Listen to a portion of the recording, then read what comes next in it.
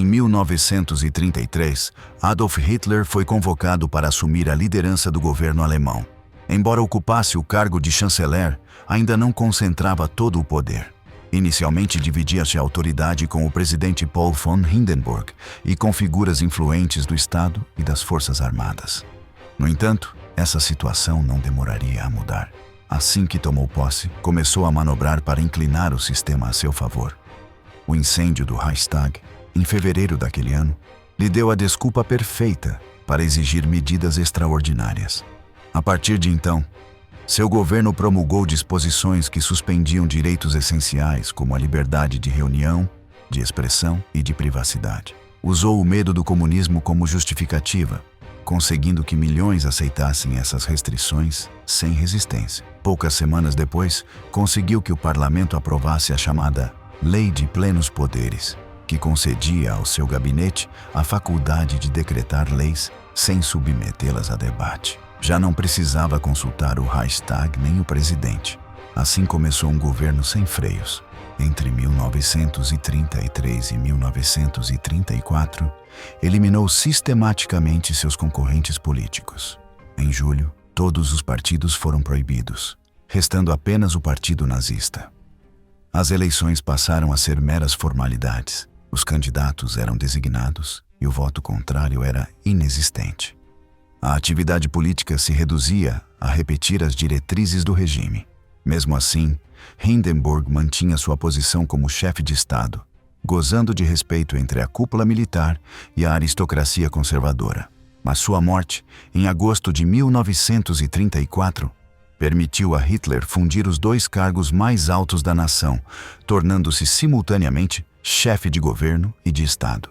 Adotou o título de Führer, que significava líder supremo, sem limites.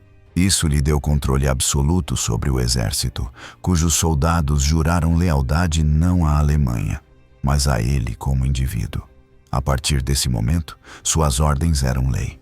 O parlamento se transformou em uma cenografia vazia, útil apenas para discursos ou para ratificar decisões já tomadas.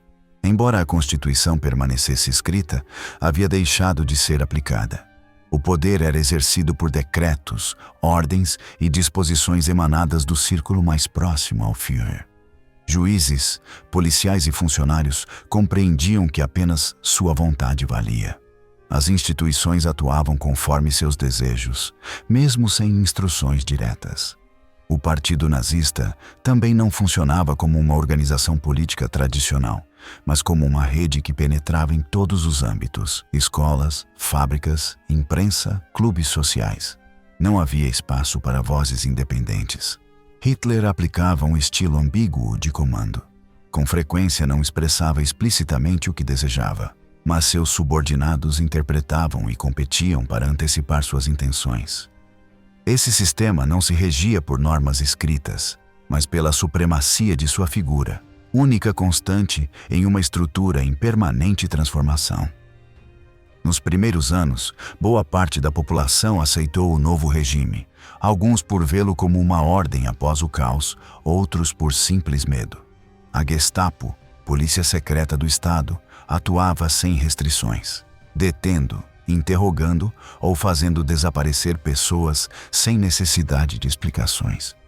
As prisões comuns foram insuficientes e estabeleceram-se campos especiais para comunistas, socialistas, judeus, opositores ou suspeitos. Uma denúncia, mesmo anônima, podia bastar para alguém desaparecer durante meses, sem julgamento nem provas. A hierarquia foi desenhada para que tudo girasse em torno de Hitler. Nenhuma decisão relevante era tomada sem calcular o que ele pensaria. Líderes do partido e do Estado atuavam sem coordenação, numa corrida para agradá-lo. A propaganda reforçava sua imagem de líder providencial por meio de cartazes, filmes, discursos e desfiles. Mesmo os discordantes se calavam, não apenas por medo da repressão, mas pela pressão social. Em escolas, locais de trabalho, rádio e imprensa, a mensagem era única, e quem a questionasse era marcado como traidor. Muitos, além disso, o seguiam com fervor genuíno. Seus discursos, carregados de orgulho, unidade e força, Prometiam trabalho, ordem e grandeza, uma mensagem que encontrava eco em um país ferido pela guerra e pela humilhação. O juramento ao Führer tornou-se o símbolo máximo de seu domínio. O poder já não residia na nação nem em suas leis, mas nele. As normas se adaptavam à sua vontade. Quem não obedecia era destituído. Às vezes deixava outros agirem, apenas para depois decidir quem premiar ou castigar. As funções do governo se sobrepunham, fomentando conflitos internos que só ele podia resolver. Fora da Alemanha, alguns líderes acreditavam lidar com um sistema institucional, sem compreender que, no fundo, tratava-se de um regime de obediência pessoal. Em 1939, com o início da guerra, Hitler não tinha rivais nem limites. Cada área do Estado, justiça, exército, polícia, economia, meios de comunicação, educação, cultura, respondia unicamente a ele. Esse era o verdadeiro trono do Terceiro Reich, não feito de ouro, mas de medo, propaganda e submissão. Dali, pôde mover milhões sem pedir permissão e lançar a Europa em sua maior catástrofe. Goebbels e a ilusão do Salvador alemão. Quando a guerra estourou em setembro de 1939, Adolf Hitler já não era visto apenas como um dirigente político. Para milhões de alemães, sua figura havia transcendido a política para se transformar em algo quase sagrado. Esse culto não surgiu de forma espontânea. Foi meticulosamente construído por Joseph Goebbels, o ministro da propaganda do regime. Goebbels entendia que o domínio total não se alcançava apenas eliminando os inimigos, mas moldando a mente coletiva. Todos os meios foram colocados a seu serviço: imprensa escrita, cinema, rádio, cartazes, livros, músicas, teatro. Cada vitória, discurso ou decisão era apresentada como prova indiscutível da sabedoria, justiça e força do Führer. As transmissões de rádio levavam sua voz a todos os lares com clareza impecável.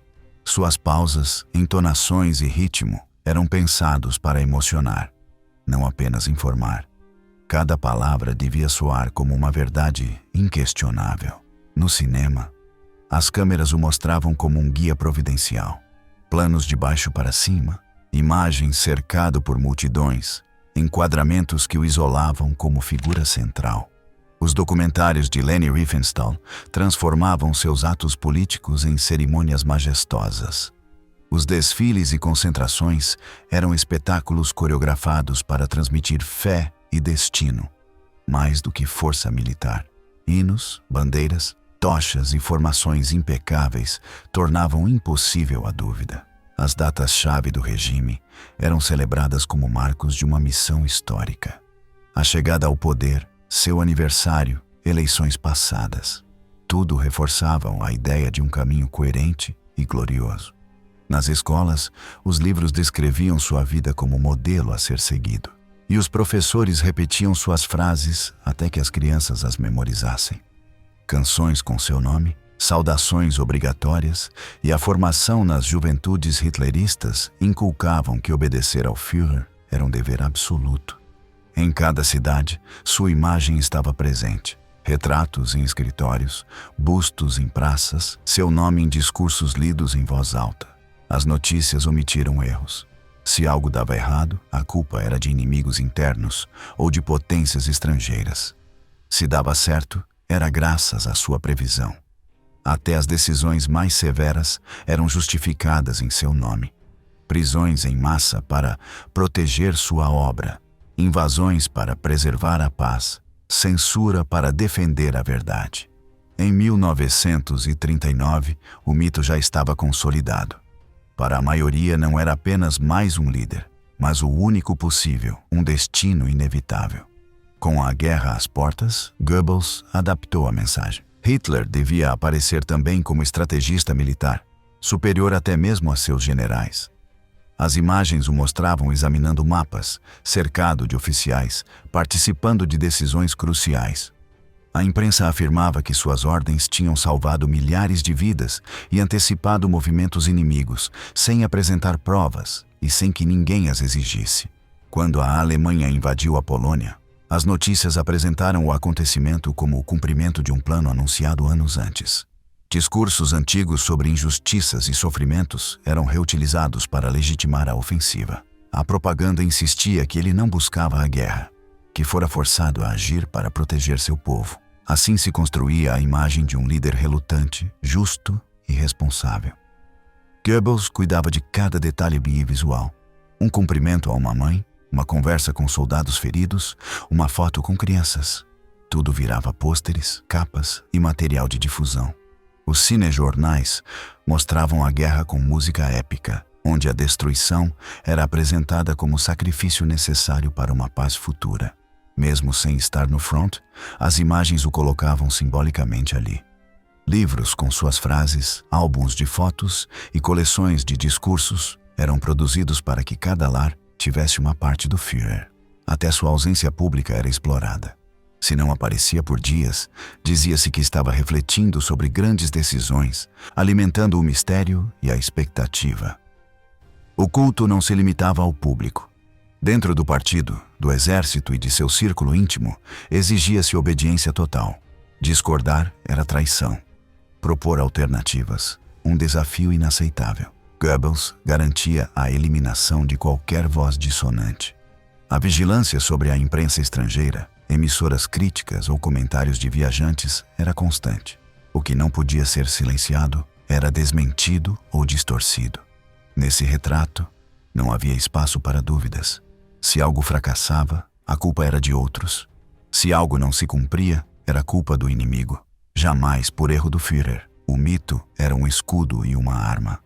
Enquanto o povo acreditasse em sua infalibilidade, a resistência era impensável. Assim, às vésperas do conflito mais devastador da Europa, milhões não apenas aceitavam Hitler, o veneravam. E esse culto havia sido cuidadosamente tecido, dia após dia, pela máquina propagandística de Joseph Goebbels. O arsenal do Reich, como Hitler preparou sua máquina de guerra. Em 1939, a Alemanha já havia deixado para trás as restrições impostas após a Primeira Guerra Mundial. Desde sua chegada ao poder em 1933, Adolf Hitler iniciou um programa secreto de rearmamento que, em 1935, já era oficial com a introdução do serviço militar obrigatório. Seu objetivo era inequívoco: construir um exército capaz de executar uma política de expansão agressiva. O Heer, Exército de Terra, era a espinha dorsal dessa força. Para a campanha contra a Polônia, conseguiu mobilizar cerca de 3 milhões de homens, organizados em aproximadamente 100 divisões com funções e equipamentos específicos. A maioria era formada por divisões de infantaria, armadas com rifles Kar 98K, metralhadoras MG-34 e artilharia leve.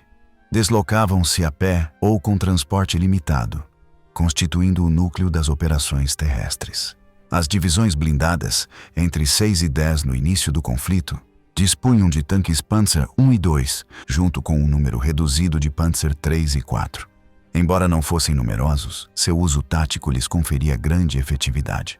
As divisões motorizadas completavam o esquema ofensivo, utilizando caminhões e motocicletas para avançar rapidamente, acompanhadas de artilharia móvel para consolidar as posições capturadas. O conceito central era a velocidade e a coordenação. Não buscavam superar o inimigo em número, mas desorganizá-lo por meio de ataques rápidos e precisos. O treinamento era focado em romper defesas antes que o adversário pudesse reagir. No ar, a Luftwaffe representava outro pilar essencial. Desenvolvida em poucos anos, contava com caças Messerschmitt Bf 109 rápidos, manobráveis e letais encarregados de assegurar a supremacia aérea e proteger as tropas terrestres. Ao lado deles, operavam os bombardeiros de mergulho Junkers Ju-87, conhecidos como Stuka, que desciam em ângulo quase vertical, soltando sua carga com precisão e produzindo um característico uivo que semeava terror. Para bombardeios estratégicos, eram utilizados os Heinkel Ri-111 e Dornier do 17, capazes de atacar alvos distantes e destruir infraestruturas-chave antes do avanço terrestre. A Luftwaffe não atuava como mero apoio. era parte central da estratégia, sincronizada com as forças terrestres para atacar e avançar de forma conjunta. A coordenação entre ar e terra era resultado de anos de treinamento combinado. Cada bombardeio aéreo era complementado por movimentos terrestres imediatos. A destruição de uma ponte do alto era seguida por mudanças rápidas de rota para manter o ímpeto. O objetivo era claro: surpreender, desmoralizar e vencer antes mesmo que o inimigo compreendesse a magnitude do ataque. Hitler não aspirava a um exército volumoso, mas sim a uma máquina de guerra unificada, em que cada componente antecipasse a ação do seguinte. Essa visão resultou em um aparato militar que combinava disciplina, tecnologia e agressividade, suficiente para esmagar seus vizinhos em questão de semanas. O rearmamento não foi improvisado. Desde 1935, o recrutamento em massa lotou as academias militares e campos de treinamento. Ali, os jovens não apenas aprendiam técnicas de combate, mas também a obedecer sem questionar. O doutrinamento ideológico fazia parte essencial do processo, incutindo lealdade absoluta ao Führer e a visão da guerra como um dever inevitável. As fábricas produziam armas sem parar. Rifles, metralhadoras, artilharia e blindados eram avaliados, aperfeiçoados e substituídos por modelos mais eficientes. A estratégia estava orientada para campanhas rápidas e decisivas, não para guerras prolongadas. Na Luftwaffe, a inovação era constante. Engenheiros projetavam modelos mais velozes, resistentes e com maior capacidade de carga, enquanto os pilotos eram treinados em manobras ousadas, ataques relâmpago e cooperação estreita com os comandos terrestres. A estrutura militar respondia unicamente às decisões de Hitler. Os generais executavam suas ordens e cada unidade cumpria seu papel sem margem para dissidência. A ligação entre tropas terrestres e aéreas era reforçada por equipamentos de rádio, mapas precisos e códigos compartilhados, o que permitia executar operações perfeitamente sincronizadas. Bombardeio inicial, entrada dos blindados e, por fim, avanço da infantaria para assegurar o terreno. A retirada não era contemplada. A única direção aceitável era para frente. O sistema de recompensas promovia a obediência e a iniciativa ofensiva, valorizando o cumprimento das ordens acima da própria sobrevivência. A logística era planejada com o mesmo rigor. Suprimentos de combustível, munições, alimentos e reforços eram deslocados rapidamente por trem, caminhão ou até a cavalo, dependendo da missão. Uniformes, capacetes e insígnias também eram cuidados como elementos de intimidação e coesão, projetando a imagem de uma força moderna, disciplinada e temível. Em 1939, a máquina de guerra do Terceiro Reich estava pronta.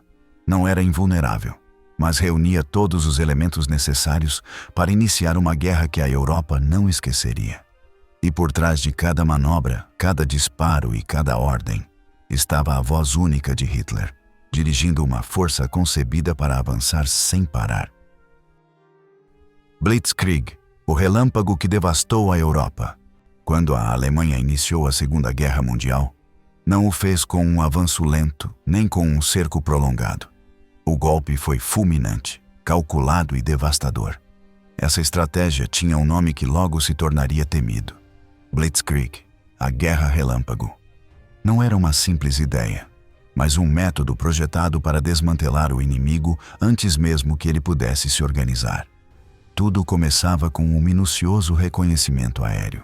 A Luftwaffe localizava as fraquezas na estrutura adversária: rotas, linhas ferroviárias, centros de comunicação e suprimentos. Não se buscava destruir grandes fortificações, mas interromper a mobilidade e a coordenação.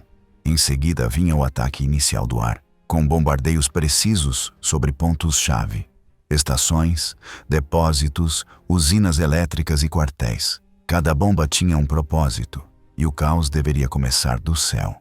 Enquanto isso, as divisões Panzer se preparavam para penetrar. Não eram numerosas, mas sua velocidade as transformava em armas formidáveis. Avançavam por áreas pouco defendidas, evitando confrontos prolongados e dirigindo-se diretamente ao coração do território inimigo. Atrás dos tanques, as tropas motorizadas asseguravam o terreno, levando artilharia leve e metralhadoras para bloquear rotas e prevenir contra-ataques. A infantaria convencional chegava em seguida para consolidar o controle, revistar prédios e neutralizar qualquer resistência.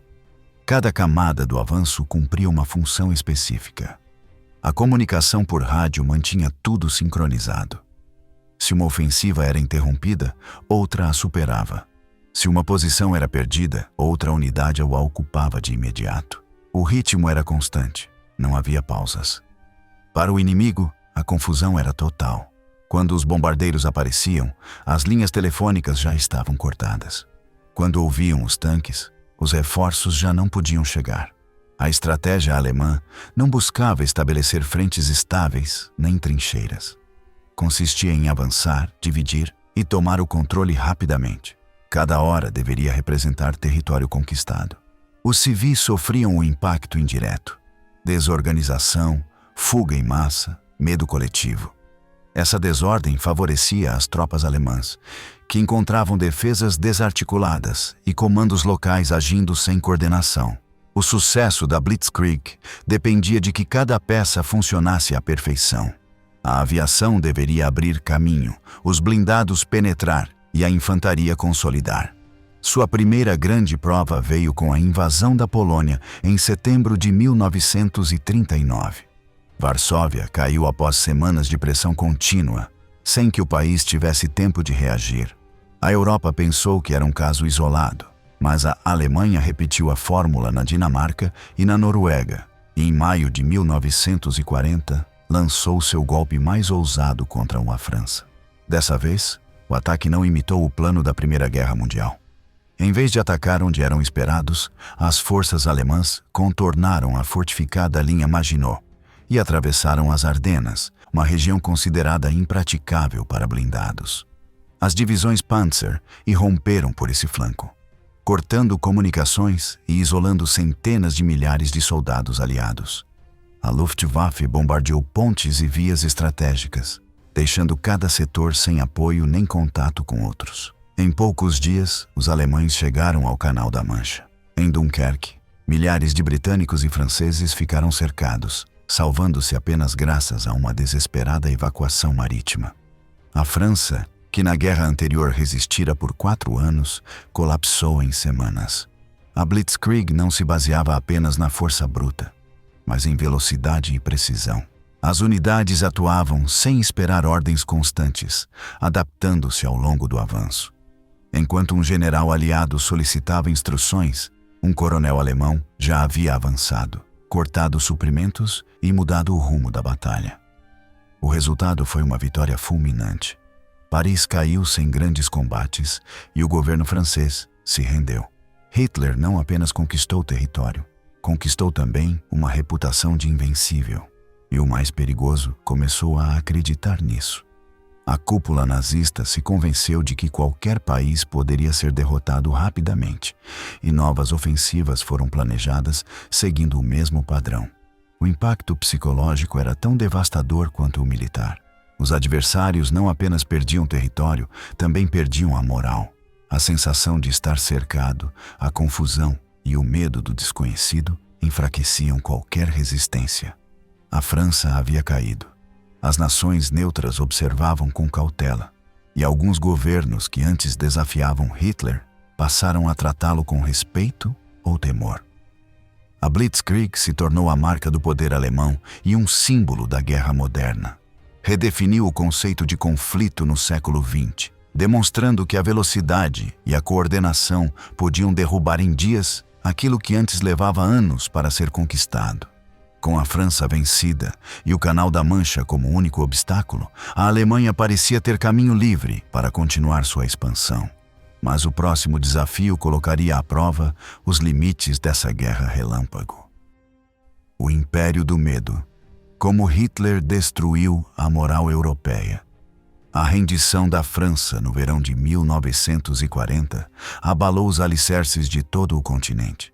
A queda, em menos de 6 semanas, de um exército considerado o mais poderoso da Europa, que havia resistido por anos à Alemanha na Grande Guerra, deixou claro que a resistência poderia ser inútil. Não foi apenas uma derrota militar, foi um golpe direto na moral coletiva. Governos de países que ainda permaneciam neutros começaram a recalcular suas posições. Na Suécia, o rápido avanço alemão levou ao reforço da política de não confrontação. A Espanha, sob o comando de Franco, tomou nota da potência do Terceiro Reich e optou por não provocar Berlim. Na Romênia e na Hungria, os líderes começaram a considerar alianças com o Eixo, convencidos de que Hitler dominaria o continente. O caso italiano foi decisivo. Benito Mussolini, já consolidado como ditador fascista, decidiu unir-se abertamente a Hitler após testemunhar a fulminante derrota francesa. O Pacto de Aço, assinado meses antes, deixou de ser um compromisso político e passou a ser uma aliança militar ativa. O eixo Roma-Berlim enviava ao mundo uma mensagem inequívoca. Hitler não estava sozinho. Mussolini, temendo ficar à margem da nova ordem, somava-se à ofensiva, reforçando a imagem de um bloco imparável. A sensação predominante não era apenas a de poder militar, mas a de inevitabilidade. A figura de Hitler como líder invencível cresceu rapidamente. A imprensa internacional relatava com assombro a queda de Paris e a rendição francesa. A fotografia do Führer diante da Torre Eiffel, convertida em símbolo de domínio total, percorreu o mundo inteiro. Essa mensagem transcendeu a Europa. Na América Latina, na Ásia e até mesmo nos Estados Unidos, a impressão era a mesma. A Alemanha estava vencendo e fazia isso com uma velocidade e precisão que ninguém havia previsto.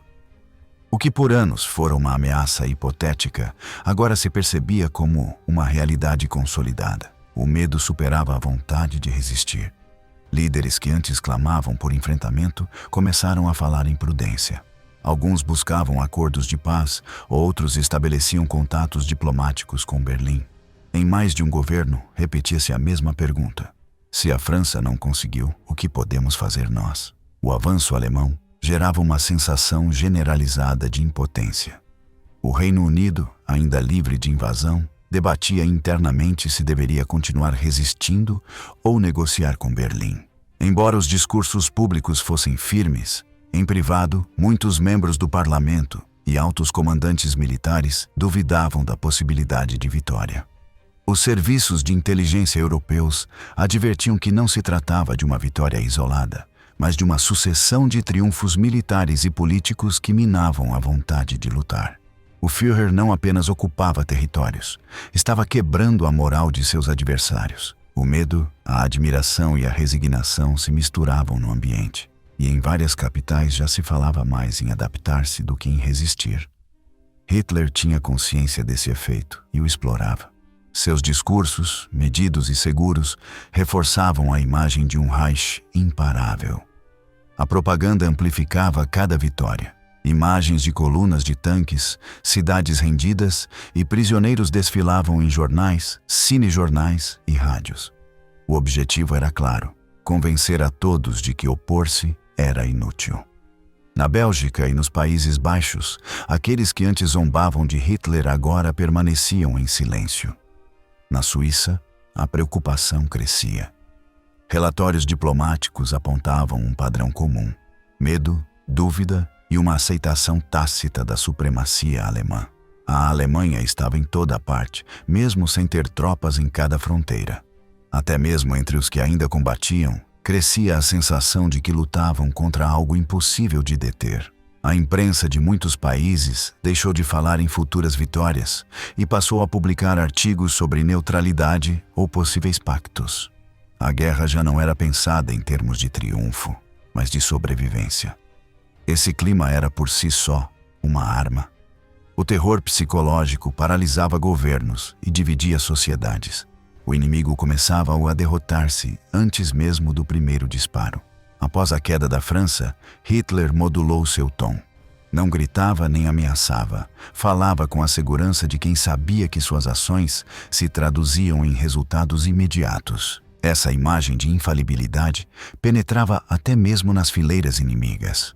Relatórios de embaixadas estrangeiras descreviam uma preocupante passividade nos altos comandos rivais. A prioridade já não era resistir, mas evitar represálias. O efeito psicológico das vitórias alemãs modificava a estratégia de países inteiros, sem necessidade de novos combates.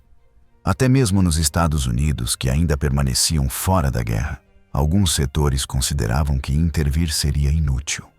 Outros advertiam que permitir o avanço alemão sem oposição seria um erro fatal, mas todos coincidiam em que o que ocorria na Europa era inédito. Uma combinação de velocidade, precisão, propaganda e medo difícil de combater. O círculo era perfeito. Vitórias militares reforçavam a propaganda. A propaganda aumentava o medo. O medo enfraquecia os inimigos antes mesmo de enfrentá-los. Hitler não precisava ocupar cada capital. Bastava que seus líderes acreditassem que a derrota era inevitável. Os sinais de colapso eram claros. Governos perseguiam opositores internos por temor de provocar a ira de Berlim. Em alguns países, os próprios cidadãos pediam acordos com o Reich como única forma de evitar a destruição. Enquanto isso, Hitler continuava avançando. Polônia, Noruega, Dinamarca, Países Baixos, Bélgica, França. Cada novo país caído enviava uma mensagem aos que restavam. Vocês serão os próximos. O mito do estrategista infalível crescia sem oposição, reforçado por fatos que pareciam confirmá-lo. Nesse ponto, até mesmo aqueles que o odiavam sentiam que enfrentá-lo era como chocar contra um muro. Não se tratava de debater ou convencer, mas de evitar tornar-se seu próximo alvo. Assim se vivia na Europa em 1940, uma atmosfera em que o triunfo militar na França transformou-se em um terremoto emocional que quebrou a vontade de resistir de nações inteiras. Hitler havia compreendido que a guerra não se vencia apenas com tanques e aviões. Às vezes, subjugar pelo medo era mais eficaz do que qualquer ofensiva militar. Escravidão e aço. Como o Reich alimentou sua guerra total. A ocupação alemã da Europa Ocidental não foi apenas um movimento militar. Tratou-se também de uma operação de conquista econômica em larga escala. Cada território tomado significava fábricas, portos, minas, rotas de transporte e milhões de pessoas que, de um dia para o outro, passavam a estar sob o controle do Terceiro Reich. As armas abriam caminho, mas a verdadeira força residia na capacidade de transformar esses recursos em combustível para a máquina de guerra nazista. Na França, a Alemanha obteve muito mais do que controle político. Apropriou-se de grande parte de sua indústria pesada, de sua rede ferroviária, de estaleiros e de reservas estratégicas. Motores, aço, carvão, maquinário e técnicos qualificados foram transferidos para o serviço do Reich. As fábricas francesas que continuaram funcionando o fizeram sob ordens alemãs, produzindo para o exército nazista. Os Países Baixos, com sua poderosa indústria química, modernos portos e abundante produção agrícola, foram rapidamente absorvidos. Empresas que antes abasteciam a Inglaterra passaram a produzir para Berlim. A Bélgica, com suas minas de carvão e infraestrutura avançada, teve o mesmo destino. Na Noruega, o interesse principal era estratégico: dominar suas rotas marítimas e garantir o fornecimento de ferro. Com portos-chave como Narvik, vitais para o transporte vindo da Suécia. A Dinamarca foi ocupada quase sem resistência. Seu valor estava em sua posição geográfica, como elo de ligação com a Noruega e a Suécia, além de seus recursos agrícolas, que alimentavam as tropas. Seu controle também garantia a segurança das rotas navais do norte. A ocupação seguia um padrão meticuloso. Após o avanço militar, chegavam equipes de funcionários encarregados de inspecionar fábricas, inventariar recursos e designar mão de obra. Nada ficava sem uso. A exploração econômica era sistemática e o trabalho forçado tornou-se uma prática massiva. Milhões de homens e mulheres foram levados para a Alemanha ou empregados em seus próprios países sob supervisão nazista. Não se tratava apenas de prisioneiros de guerra. Camponeses, operários, técnicos, mulheres e adolescentes eram obrigados a produzir sem descanso. As condições eram desumanas. Jornadas intermináveis, sem salário, com rações mínimas e sob ameaças constantes. Recusar-se a trabalhar podia significar deportação ou execução. Na França, na Bélgica e nos Países Baixos foram instaurados sistemas de cotas e campos de trabalho, muitos administrados com a colaboração de autoridades locais. Algumas empresas desses países se beneficiaram, participando ativamente do sistema. Os trens não transportavam apenas materiais para a frente. Voltavam carregados de trabalhadores forçados rumo ao coração industrial alemão. Só a França enviou centenas de milhares. As autoridades nazistas mantinham um controle exato de quantos operários eram necessários e de quais países poderiam obtê-los. As pessoas eram contabilizadas como peças de produção, não como vidas humanas. As fábricas alemãs funcionavam dia e noite, desde grandes plantas de armamentos até pequenos ateliês. Muitos trabalhadores eram alojados em barracões próximos, constantemente vigiados. Empresas privadas alemãs também aproveitaram essa mão de obra escravizada, reduzindo custos e aumentando a produção sob a proteção do Estado nazista. À medida que a guerra avançava, a demanda crescia. O exército exigia mais armas, uniformes e munições. A Luftwaffe pedia aviões, motores e peças de reposição. Cada produto saía do trabalho forçado de milhões de pessoas. Se uma fábrica não cumpria a produção esperada, era fechada. Se uma região resistia, aplicavam-se represálias. A economia estava completamente subordinada à guerra. O saque não se limitava à indústria. Equipes especializadas esvaziavam museus, bancos e empresas, levando obras de arte, tecnologia e bens de valor para a Alemanha. No campo, as colheitas eram requisitadas. Nas cidades, os armazéns eram esvaziados. Nos portos, embarcações eram confiscadas. A colaboração de governos locais facilitou a eficácia do saque. O regime de Vichy, na França, entregou recursos e mão de obra. Nos Países Baixos e na Bélgica, muitas autoridades mantiveram a ordem e cooperaram com as exigências alemãs, sob a fachada de administração, mas na realidade por medo e coação.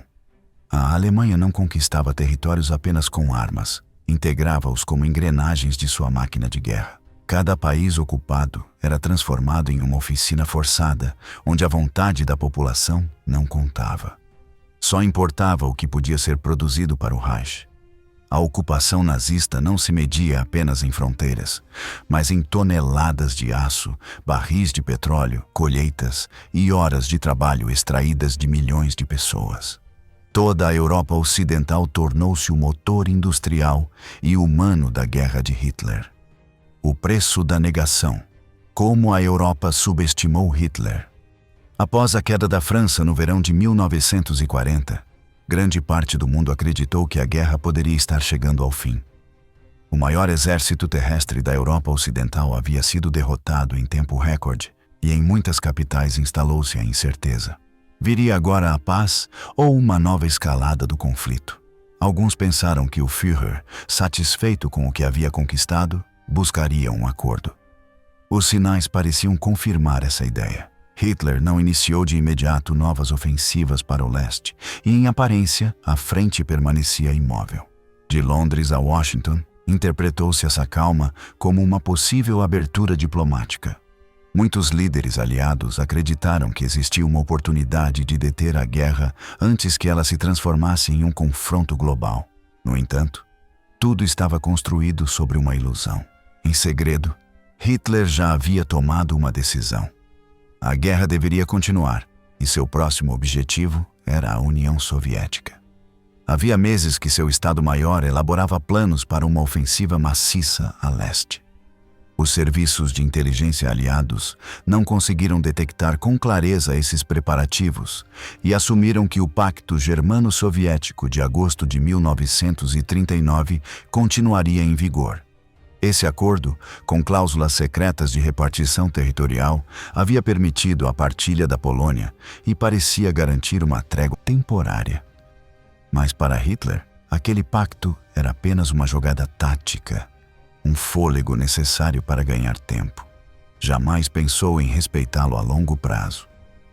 Enquanto as potências ocidentais falavam em possíveis negociações, em Berlim redigiam-se ordens e traçavam-se rotas de invasão. Discutiam-se prazos, recursos e logística. tudo sob um véu de aparente tranquilidade. O erro dos aliados foi confundir essa calma com uma trégua real. Acreditaram que o líder nazista se conformaria com o já conquistado. O comando britânico, focado na ameaça de uma possível invasão às ilhas, não suspeitava que o verdadeiro objetivo de Hitler estava muito mais a leste. Nos Estados Unidos, Roosevelt acompanhava os acontecimentos com cautela, condicionado por uma opinião pública que não queria envolvimento direto no conflito. Mesmo diante de relatos de brutalidade alemã nos territórios ocupados, muitos assumiam que Hitler buscava apenas restaurar a hegemonia alemã perdida após a Primeira Guerra Mundial, sem imaginar que planejava uma guerra ideológica e de extermínio contra a União Soviética. A propaganda nazista contribuiu para o engano. Berlim evitou declarações provocativas e moderou o tom de seus discursos. O Ministério da Propaganda transmitia a imagem de um Reich estabilizado, dedicado a manter a ordem em seus novos territórios. Era uma fachada cuidadosamente projetada para ocultar os preparativos de uma tempestade maior. Enquanto isso, o exército alemão deslocava divisões para a fronteira oriental. Estudavam-se mapas, rios, rotas ferroviárias e condições do terreno. O ataque já tinha uma data estimada, embora ainda não fosse anunciado oficialmente. O diálogo diplomático seguia seu curso, com mediações oferecidas inclusive pelo Vaticano e por governos neutros. Para Berlim, essas conversas não passavam de uma cortina de fumaça para ganhar tempo. Na França, o regime colaboracionista tampouco percebia a magnitude dos planos alemães. Seus diplomatas em Berlim enviavam relatórios moderados, convencidos de que a Alemanha consolidava seu domínio e de que sua prioridade seria manter o já conquistado. Mas em privado, Hitler falava da inevitável destruição do bolchevismo, não como um objetivo militar isolado, mas como uma cruzada ideológica, racial e política que implicaria o extermínio de milhões, a ocupação de vastos territórios e a instauração de uma nova ordem. Os aliados também erraram ao superestimar a capacidade de dissuasão de uma guerra global. Acreditaram que a memória ainda viva da Primeira Guerra Mundial frearia qualquer tentativa de um conflito em maior escala. Mas o regime nazista não temia uma guerra mundial. Buscava-a, desde que fosse em seus próprios termos. Em Berlim, o Estado-Maior afinava cada detalhe. Acumulavam-se reservas de combustível, munição e equipamentos. A Operação Barbarossa, embora ainda sem nome definitivo, já estava definida em mapas, reuniões e ordens classificadas. Esse movimento passava despercebido para muitos governos, agarrados a uma esperança sem fundamento. A de que ainda havia tempo para negociar, de que Hitler poderia ser razoável, de que existiam limites que ele não ousaria cruzar. Na realidade, esse limite já estava traçado e em breve seria superado. Em setembro de 1940, um movimento inesperado alterou ainda mais o equilíbrio internacional. A Alemanha assinou, junto com a Itália e o Japão, o Pacto Tripartite. Esse acordo não apenas formalizava sua cooperação militar, mas projetava a imagem de um eixo disposto a desafiar as potências ocidentais em 3 frentes: Europa, Ásia e Pacífico. Para muitos observadores, o conflito deixava de ser europeu e se transformava no prelúdio de uma guerra global. A entrada do Japão na aliança acendeu os alarmes em Washington. A mensagem era clara: se os Estados Unidos interviessem na Europa, poderiam enfrentar um ataque simultâneo na Ásia. Hitler encontrava em Tóquio um aliado com objetivos distintos, mas com o mesmo repúdio à ordem internacional existente. Para os líderes aliados, a assinatura do pacto confirmava que o Führer não buscava tréguas nem compromissos. Enquanto alguns ainda sonhavam com uma paz negociada, Hitler consolidava alianças militares de alcance planetário. A discrepância entre os gestos diplomáticos e a realidade estratégica foi a chave do erro aliado. Enquanto no Ocidente se falava em estabilidade, em Berlim se planejava a expansão do conflito para além de qualquer fronteira conhecida. O engano havia sido completo, a esperança inútil, e o mundo, sem saber, acabava de entrar em uma nova fase de horror. Terror do céu, a estratégia aérea do Terceiro Reich. Com o início da guerra, o céu deixou de ser um simples cenário e se transformou em uma frente decisiva. A Luftwaffe, já consolidada como uma das forças aéreas mais modernas e letais do mundo, não se limitava a apoiar as operações terrestres. Seu verdadeiro potencial residia em algo mais profundo: a capacidade de infundir terror em grande escala. Desde os primeiros ataques contra a Polônia, o bombardeio aéreo foi integrado como parte de uma estratégia deliberada para quebrar a vontade do inimigo. Varsóvia foi um dos primeiros alvos dessa tática. A capital polonesa sofreu uma devastação sem precedentes. Não se tratava apenas de neutralizar objetivos militares. O propósito era atingir o coração da resistência civil. Hospitais, escolas, mercados e ruas cheias de refugiados tornaram-se alvos. Em questão de dias, milhares de pessoas perderam a vida. A mensagem era inequívoca: nenhum lugar oferecia segurança, nem mesmo sob teto. Em maio de 1940, Roterdã teve o mesmo destino. Enquanto as autoridades holandesas negociavam sua rendição, a Luftwaffe executou um ataque massivo. O centro da cidade foi reduzido a ruínas em minutos. Mais de 800 pessoas morreram e dezenas de milhares ficaram sem lar. A intenção não era militar.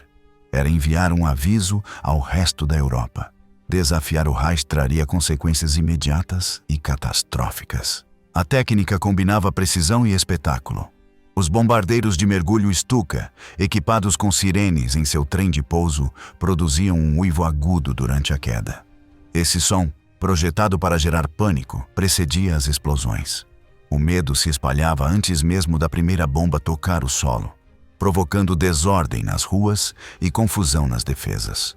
Esse método de combinar ruído, fogo e destruição rápida transformou a Luftwaffe em uma arma de terror. Não se tratava apenas de vencer no campo de batalha, mas de deixar uma marca indelével, demonstrando que nenhum lugar estava fora de alcance. O objetivo era quebrar o ânimo do inimigo antes mesmo que aceitasse a derrota. No Reino Unido, a ameaça foi levada com absoluta seriedade. Enquanto a Alemanha ampliava seu domínio territorial, Londres se preparava para o inevitável. As autoridades distribuíam máscaras de gás, cavavam abrigos e ordenavam apagões noturnos. O temor de um ataque aéreo era palpável, e a reputação da Luftwaffe como força implacável o alimentava. O regime nazista compreendia que uma bomba podia fazer mais do que destruir um edifício. Podia desmoronar a moral de uma sociedade. Por isso, a estratégia aérea alemã não distinguia com clareza entre objetivos militares e civis. Cada missão era selecionada por seu potencial de gerar comoção e paralisar a capacidade de decisão de governos inteiros. Os ataques seguiam um padrão calculado. Primeiro, a aviação destruía infraestruturas-chave, como estações de trem, depósitos de combustível ou usinas elétricas. Em seguida, quando a população tentava fugir ou buscar abrigo, vinha o segundo golpe, dirigido deliberadamente às zonas cheias de civis. O efeito era duplo: material e psicológico. Em muitas cidades da Europa, as sirenes antiaéreas tornaram-se parte da vida cotidiana. Famílias inteiras dormiam em porões, crianças iam à escola com capacetes e milhões viviam sob a ameaça constante de um ataque iminente. Para a cúpula nazista, cada cidade marcada no mapa representava não apenas um objetivo estratégico, mas também a oportunidade de quebrar a vontade de toda uma nação. Mesmo antes de começar a campanha massiva contra Londres, o Blitz, os primeiros voos alemães sobre território britânico, deixavam clara uma intenção de Hitler: dobrar o inimigo por dentro, fazendo com que a rendição moral viesse antes da rendição política. As ruínas eram fotografadas, filmadas e difundidas como advertência.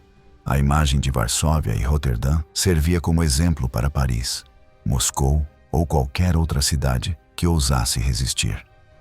Em 1939, o terror aéreo tornou-se oficialmente doutrina militar. A guerra já não se travava apenas entre exércitos. Também era uma luta de nervos e resistência emocional. um terreno no qual a Luftwaffe se posicionou como a força mais temida do planeta. O domínio absoluto de Hitler não foi produto de um único campo de batalha, nem de uma vitória isolada. Foi o resultado de uma engrenagem perfeitamente coordenada, que combinava poder militar, controle ideológico, propaganda e medo. Em menos de uma década, o Terceiro Reich moldou um sistema no qual tudo girava em torno da figura do Führer, e o céu tornou-se uma de suas armas mais eficazes para manter esse poder.